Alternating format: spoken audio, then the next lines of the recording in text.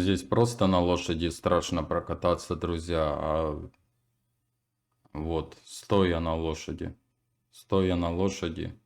Дух захватывает. Еще флаг Казахстана вообще прекрасно.